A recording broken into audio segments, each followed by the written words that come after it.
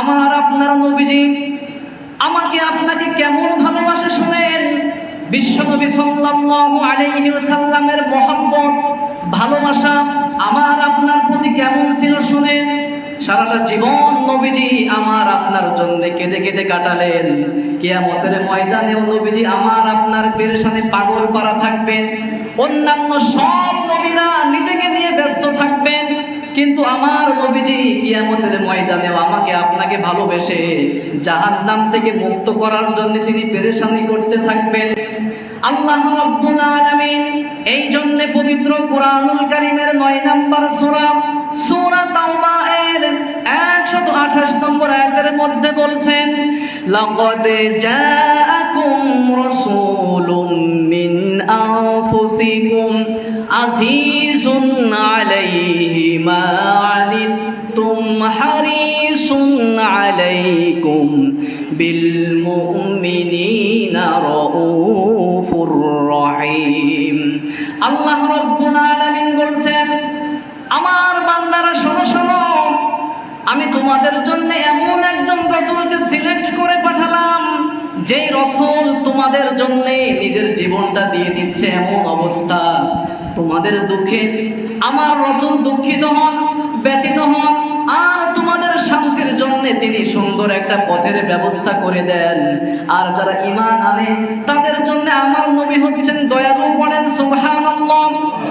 আমার ভাইরা, বিশ্ব নবী দাওয়াতি কার্যক্রম চালাতেন, মানুষেরা নবীজির কথা বুঝতো না, নবীজিকে না বুঝে কষ্ট দিত, নবীজি পাগল পারা হয়ে যেতেন, নবীজি টেনশন করতেন কিভাবে মানুষদেরকে জাহান্নামের পথ থেকে বাঁচানো যাবে।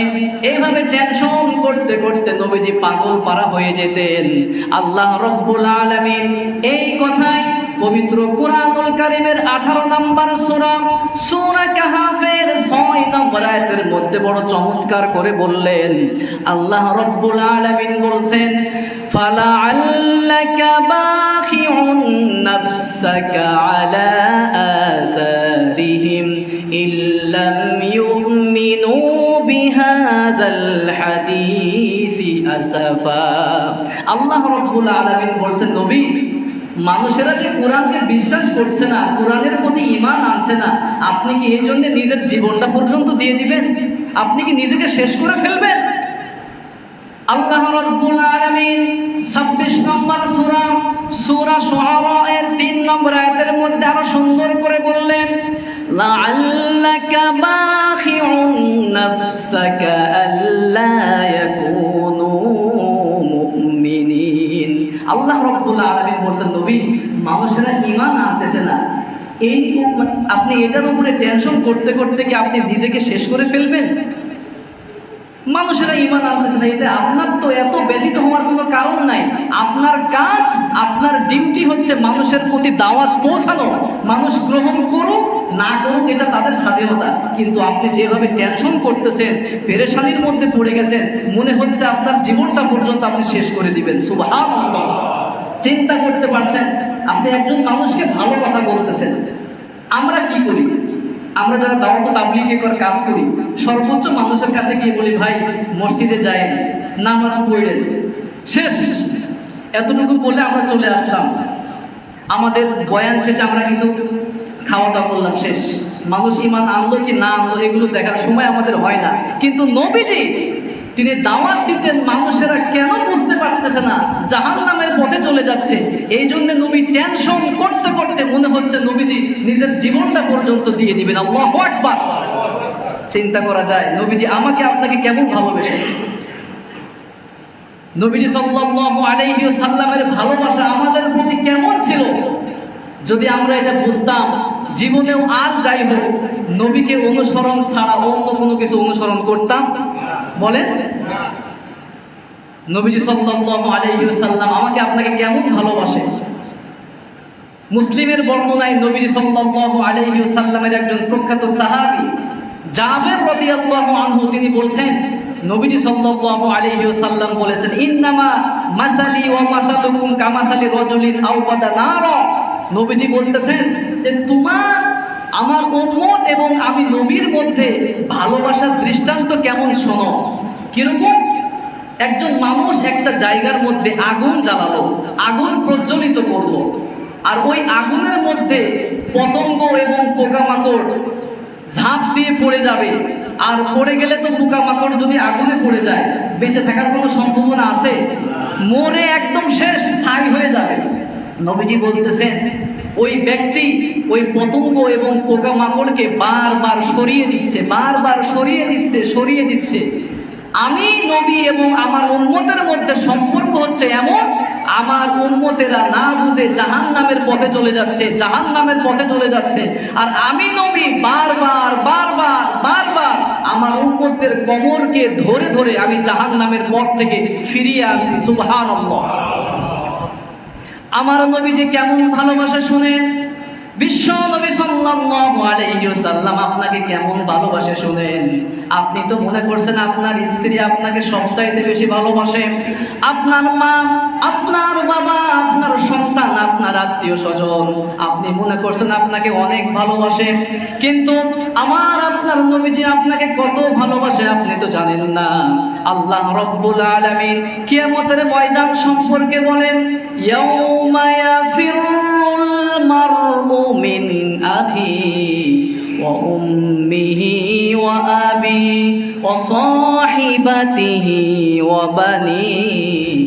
আল্লাহ রাব্বুল আলামিন বলছেন কাল কিয়ামতের কঠিন বিভীষিকাময় দিনে ভাই বোনকে দেখে পালাবে, দৌড় দিবে। মা বাবা সন্তানকে চিনতে চাইবে না, পরিচয় দিতে চাইবে না, একজন আর একজনকে চিনতে চাইবে না।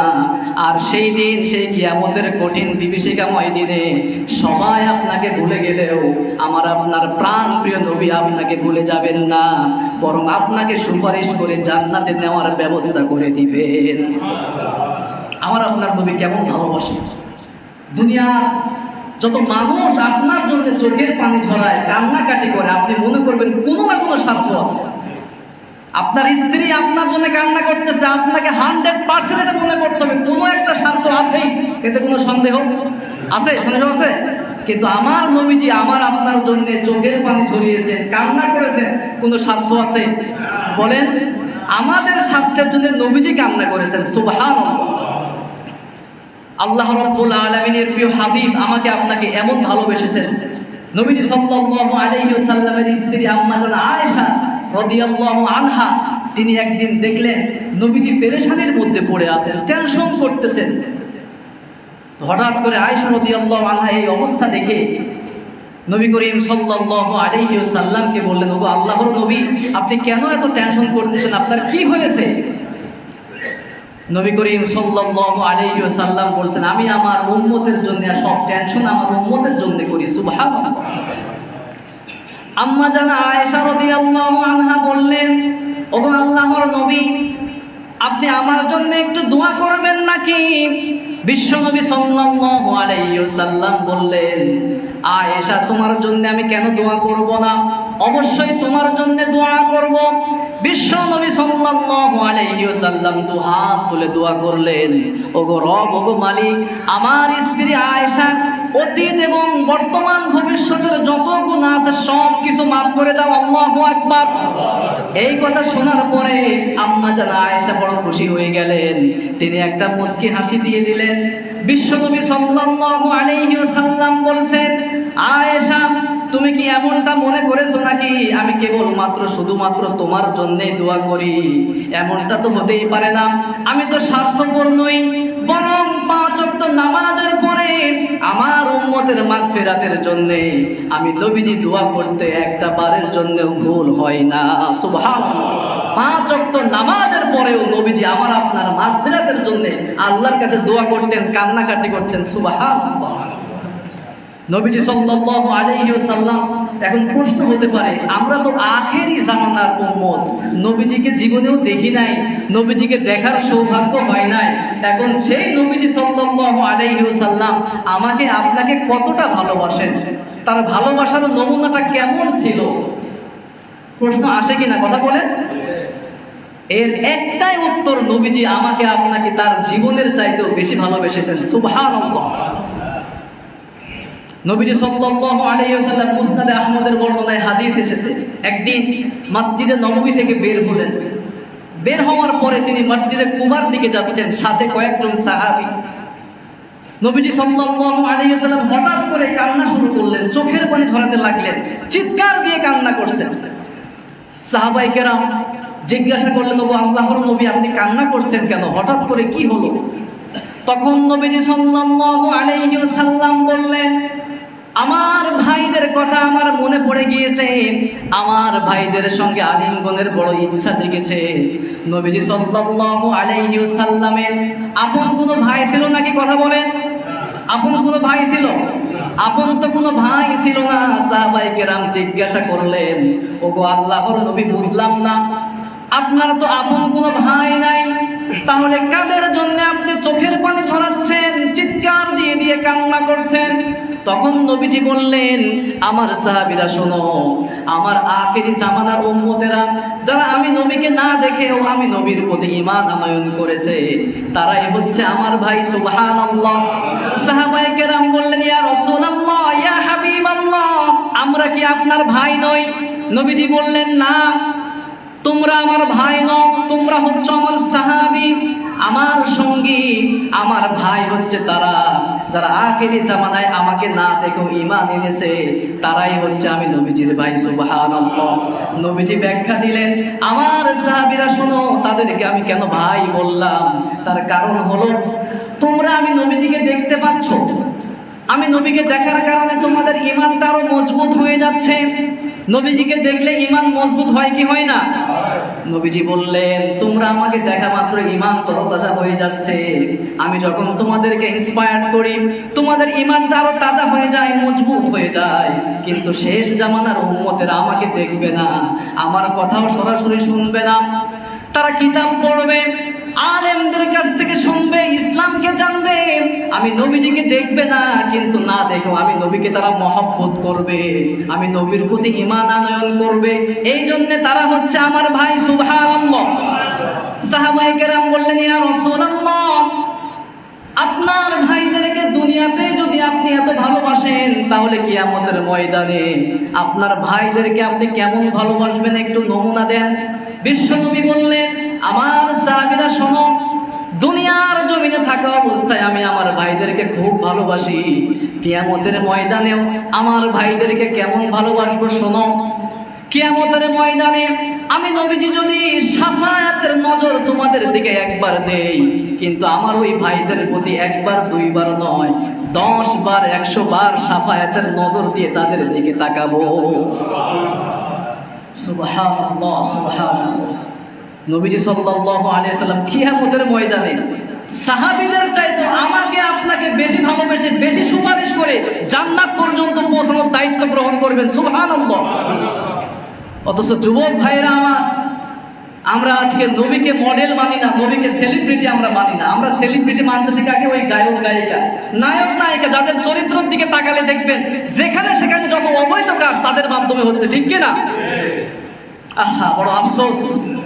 আজকে যুবক ভাইরা আমার, আপনি অনুসরণ করতেছেন ওই মেসি, আপনার কি নেইমারকে, যাদের চুলের স্টাইল থেকে আপনি আপনার চুলের স্টাইল করতেছেন, যাদের সব কিছু আপনি ফলো করতেছেন, কিন্তু আপনার উচিত ছিল আপনার আমার নবীকে ভালোবাসা, মহব্বত করা, মডেল হিসেবে, সেলিব্রিটি হিসেবে মানা, ঠিক কিনা? আহার, বড় আফসোস লাগে। আচ্ছা মজা করেন, ধরে নিলাম সে আপনার বড় সেলিব্রিটি, আপনার বড় মডেল, তার সঙ্গে আপনি সাক্ষাৎ করতে গেলে সে সাক্ষাৎ দিবে? কথা বলেন, দিবে? আপনি বললেন যে ভাই আমি তোমার অনেক ভক্ত, আমি তোমার অনেক বিশাল বড় ফ্যান, জাস্ট একটু সাক্ষাৎ করবো, হ্যান্ডশেক করবো, দিবে? কথা বলেন না কেন? কিন্তু আমার আপনার নবী আমার আপনার সাক্ষাতের জন্য তিনি কিয়ামতের ময়দানে পাগল করা থাকবেন। সুবহানাল্লাহ। নবীজি সারাটা জীবন আমার আপনার জন্য কান্না করছেন। আপনি যাকে ভালোবাসেন, যে সেলিব্রিটিকে আপনি সেলিব্রিটি হিসেবে আপনি নিলেন, জীবনেও আপনাকে, আপনার কথা, আপনার জন্য কান্না দূরের কথা, আপনার কথা জীবনে স্মরণ করছে? কথা বলেন না কেন? স্মরণ করছে। কিন্তু আমার আপনার নবী প্রতিনিয়ত আমাকে আপনাকে স্মরণ করে আল্লাহর কাছে কান্না করতেন। সুবহানাল্লাহ বলবেন। কেমন ভালোবাসা নবীজি আমাকে আপনাকে বেসেছেন। এই পৃথিবীর মধ্যে যত নবী এবং রসুলকে রব্বুল আলামিন পাঠিয়েছেন, সকল নবী এবং রসুলগণকে রব্বুল আলামিন সুন্দর একটা সুযোগ দিয়েছিলেন, একটা দোয়া করার সুযোগ। নবীজি বলেছেন লিকুল্লি নাবিয়্যিন দাওয়াতুন মুস্তাজাবা, সকল নবীকে একটি দোয়ার সুযোগ দেওয়া হয়েছিল, যে দোয়াটি করা মাত্র রব্বুল আলামিন কবুল করে নেবেন। সুবহানাল্লাহ। আমার ভাইয়েরা, সকল নবী দুনিয়াতে সুযোগটা কাজে লাগিয়েছেন, কিন্তু আমার আপনার নবীজি কত দুঃখের মধ্যে পড়ে গিয়েছেন। দিন রাত তিনি 24 ঘন্টা, দিনের পরে দিন তিনি না খেয়ে থেকেছেন। কত কষ্ট তিনি স্বীকার করেছেন। কাফের মুশরিকরা বিশ্ব নবীকে কত আঘাত করেছে, কিন্তু আমার আপনার নবীজি কখনো কোনো অবস্থাতে ওই দোয়াটা তিনি করেন নাই, সুযোগ কাজে লাগান নাই। কিয়ামতের জন্য, কিয়ামতের ময়দানের জন্য, আমার আপনার নাজাতের জন্য, কিয়ামতে তিনি আমার আপনার নাজাতের জন্য রিজার্ভ করে রেখে দিয়েছেন। সুবহানাল্লাহ। সকল নবী বিপদে পড়ছেন, কোনো একটা সময় কাজে লাগিয়ে দিয়েছেন, কিন্তু আমার আপনার নবী আমাকে আপনাকে ভালোবেসে তার নিজের কথা চিন্তা করেন নাই, স্ত্রী সন্তানদের জন্যও তিনি এই দোয়াটা করেন নাই, স্পেশালি আমার আপনার মাগফিরাতের জন্য, নাজাতের জন্য কিয়ামতের মাঠে এই দোয়াটি করবেন বলে রিজার্ভ করে রেখে দিয়েছেন। সুবহানাল্লাহ। চিন্তা করা যায় নবীজি সাল্লাল্লাহু আলাইহি ওয়াসাল্লাম তিনি আমাকে আপনাকে কেমন ভালোবাসেন, কখনো তিনি বদদোয়া করেন নাই, কোন অবস্থাতে কোনো কাফেরদেরকে তিনি বদদোয়া করেন নাই। নবীজি সাল্লাল্লাহু আলাইহি ওয়াসাল্লাম কেমন ভালোবাসেন, সেই তায়েফের ময়দানে চলে গেলেন দাওয়াত দেওয়ার জন্য। আমরা সকলেই ঘটনাটা জানি, কি পরিমাণ রক্তাক্ত করে দিয়েছে আমার আপনার নবীজিকে। মালাকুল জাবাল ফেরেশতা বলতেছে, আল্লাহর নবী আপনার এই দৃশ্য দেখে আমাদের সহ্য হচ্ছে না, আপনি জাস্ট একবার খালি হুকুম করেন, এই তায়েফের দুই পাশে থাকা পাহাড়কে এমন ভাবে চাপ দিব মুহূর্তে শেষ করে দিতে পারবো। আল্লাহর নবী সাল্লাল্লাহু আলাইহি ওয়াসাল্লাম বললেন যে না, তায়েফবাসী আমাকে চিনে নাই, আমাকে বুঝে নাই, কিন্তু এদের পরবর্তী প্রজন্ম ঠিকই আমাকে চিনবে, আমাকে বুঝবে। সুবহানাল্লাহ।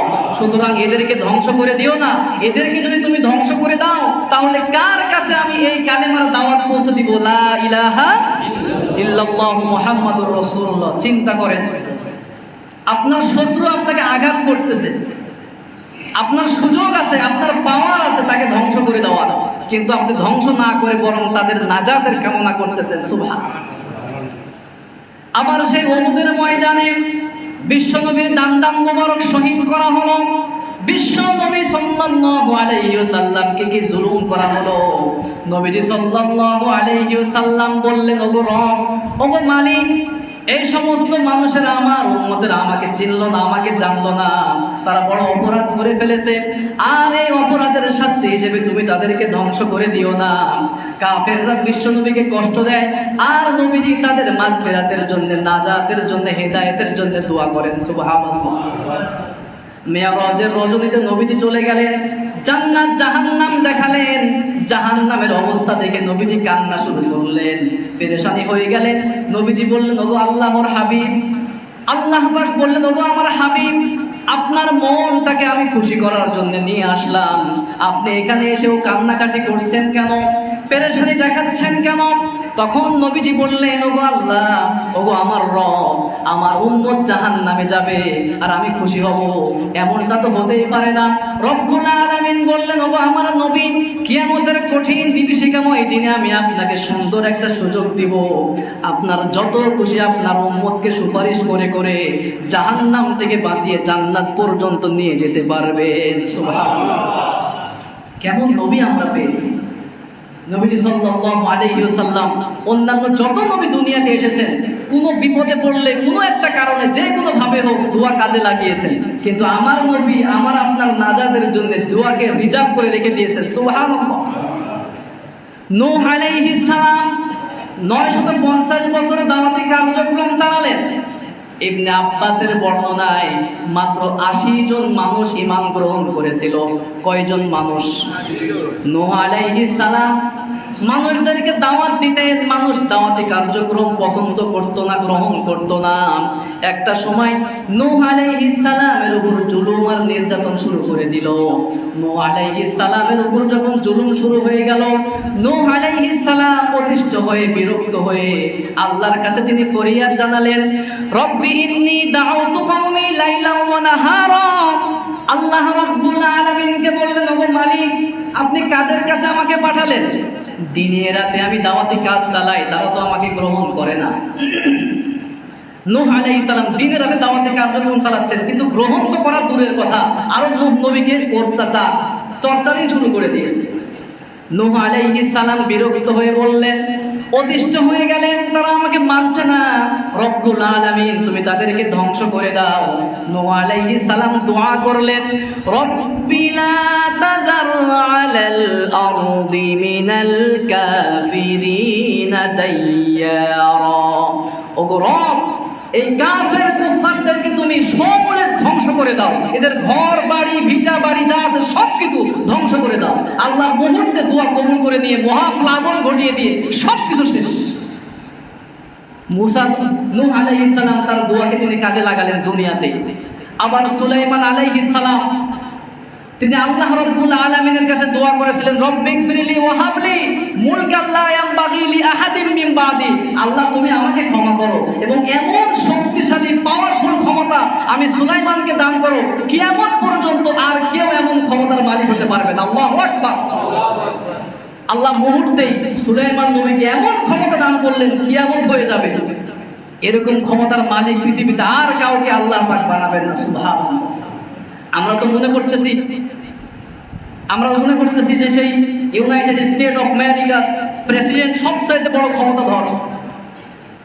কি বলেন, আমরা মনে করি কিনা? আচ্ছা বলেন, সারা বিশ্বের যত বড় বড় প্রেসিডেন্ট আছেন, প্রাইম মিনিস্টার আছেন, একটা দেশ থেকে আরেকটা দেশে যখন যায়, যানবাহন হিসেবে কি ব্যবহার করে? প্লেন ব্যবহার করে। মাশাআল্লাহ। একটা দেশ থেকে আরেকটা দেশে যাইতে 2 ঘন্টা 5 ঘন্টা 10 ঘন্টা লাগে কিনা? কথা বলেন, লাগে কিনা? কিন্তু সুলাইমান নবীকে আল্লাহ রাব্বুল আলামিন কেমন যানবাহন দিয়েছিলেন? আল্লাহ রাব্বুল আলামিন সুলাইমান নবীকে বাতাসের একটা যানবাহন দিয়েছিলেন, একটা সিংহাসন দিয়েছিলেন। আল্লাহ রাব্বুল আলামিন বলেন, আমার নবী সুলাইমান তুমি জাস্ট একবার বসবে, বাতাসের মাধ্যমে 1 মাসের পর মুহূর্তেই আমি আল্লাহ রাব্বুল আলামিন তোমাকে অতিক্রম করানোর মতো পাওয়ার আল্লাহ দিয়ে দিব। সুবহানাল্লাহ। এমন ক্ষমতা পৃথিবীর কোন ক্ষমতাশীলের ছিল? বলেন। সুলাইমান আলাইহিস সালাম জিনদের ভাষা বুঝতেন, জিনদেরকে শাসন করতেন। পিপিলিকার ভাষা বুঝতেন। পিপিলিকার নামে সূরাও আছে, ঘটনা ইনশাআল্লাহ আগামীতে আসবে কোন এক সময়। পাখির ভাষা বুঝতেন। এমন পাওয়ার, এমন ক্ষমতা সুলাইমান নবীকে দেওয়া হয়েছিল। কোন প্রেসিডেন্টকে কিয়ামত হয়ে যাবে কাউকে এমন ক্ষমতা দেওয়া হবে কোশ্চিন কালেও। আবার এইভাবে করে যত নবী এবং রাসূল দুনিয়াতে এসেছেন, সকল নবী কোনো না কোনো একটা সময় আল্লাহর কাছে দোয়া করেছেন, এই সুযোগটা দুনিয়াতে কাজে লাগিয়েছেন। কিন্তু আমার আপনার নবী সাল্লাল্লাহু আলাইহি ওয়াসাল্লাম এত বিপদে পড়লেন, ঘরের মধ্যে চুলায় আগুন জ্বলে না, খাবার নাই, পেরেশান। কাফের কুফাররা রাতের বেলা নবীজিকে মারার জন্য কি প্ল্যান পরিকল্পনা সাজায়, কত কষ্টের মধ্যে নবীজি পড়ে গিয়েছেন। আচ্ছা বলেন, এত কষ্ট করলেন, এত কিছুর পরেও নবীজি কোনো সময় তার সেই সুযোগটা কাজে লাগিয়েছেন? লাগান নাই। একদিন আলী রাদিয়াল্লাহু আনহু তিনি আসলেন তার সন্তান হাসান এবং হুসাইন রাদিয়াল্লাহু আনহুমাকে নিয়ে, বলেন, ইয়া রাসূলুল্লাহ, আমার সন্তান দুটো ক্ষুধায় পাগল পারা হয়ে যাচ্ছে। নবীজি সাল্লাল্লাহু আলাইহি ওয়াসাল্লাম কাছে টানলেন, ছোট নাতি, অনেক মহব্বতের। নবীজি সাল্লাল্লাহু আলাইহি ওয়াসাল্লাম ঠোঁটে চুম্বন করলেন, ছোট বাচ্চা নবীজির লালা মুবারক মুখে নিয়ে নিলেন। মুহূর্তের মধ্যে ওই 2জন বাচ্চা ক্ষুধা দূর করে দিলেন কে? আমার আপনার নবীজির মাথার চুল থেকে পা পর্যন্ত সবকিছু বরকতে ভরা। সুবহানাল্লাহ। নবীজি সাল্লাল্লাহু আলাইহি ওয়াসাল্লাম একদিন শরীর থেকে রক্ত বের হয়েছে। নবীজি সাল্লাল্লাহু আলাইহি ওয়াসাল্লাম একজন সাহাবীকে বলতেছেন, আমার সাহাবী, এই যে এই রক্তটা, এই রক্তের পাত্রটা তুমি বাইরে কোথাও নিয়ে যে ফেলে দাও, যাতে করে কেউ দেখতে না পায়। সেই সাহাবী বিশ্বনবী সাল্লাল্লাহু আলাইহি ওয়াসাল্লামের সেই রক্ত মুবারক নিয়ে গেলেন। নবীজির চোখের আড়াল হওয়ার পরে তিনি যখন দেখলেন, নাকের কাছে নিলেন, কি সুন্দর সুঘ্রাণ বের হচ্ছে, মেশকে আম্বরের চাইতে আরো বেশি সুঘ্রাণ, সুবহানাল্লাহ। তিনি সেটা পান করে নিলেন, সুবহানাল্লাহ। কিছুক্ষণ পরে তিনি যখন আসলেন, আসার পরে নবীজি বলতেছেন, কি ব্যাপার, তুমি কি ফেলে দিয়েছো? সে সাহাবী বলতেছে, ইয়া রাসূলুল্লাহ, হ্যাঁ অবশ্যই ফেলে দিয়েছি। তিনি বলতেছেন, কোথায় ফেলে দিয়েছো? এমন জায়গা আমি ফেলে দিয়েছি যেই জায়গাতে কোনো মানুষ জীবনেও টের পাবে না, দেখতে পাওয়া তো দূরের কথা। আল্লাহু আকবার। নবীজি, আমার আপনার মনের মধ্যে কি চলে, আমার নবীজি কিন্তু আল্লাহ বোঝার মতো ক্ষমতা দান করছেন। নবীজি তো বুঝে ফেললেন, বললেন, কোথায় তুমি ফেলেছো, যেখানে ফেললে কোনো মানুষ দেখতে পাবে না, জানতেও পারবে না। তখন সাহাবী বলতেছেন, ইয়া রাসূলুল্লাহ, ইয়া হাবিবাল্লাহ, আমি যখন আপনার চোখের আড়াল হলাম, আপনার সেই রক্ত মুবারক আমার নাক বরাবর এত সুন্দর সুঘ্রাণ আসতেছিল, ইয়া রাসূলুল্লাহ, আমি কিভাবে ফেলে দেই? আমি আপনার মহব্বতে আপনার রক্ত মুবারক সম্পূর্ণটাই পান করে নিয়েছি, সুবহানাল্লাহ।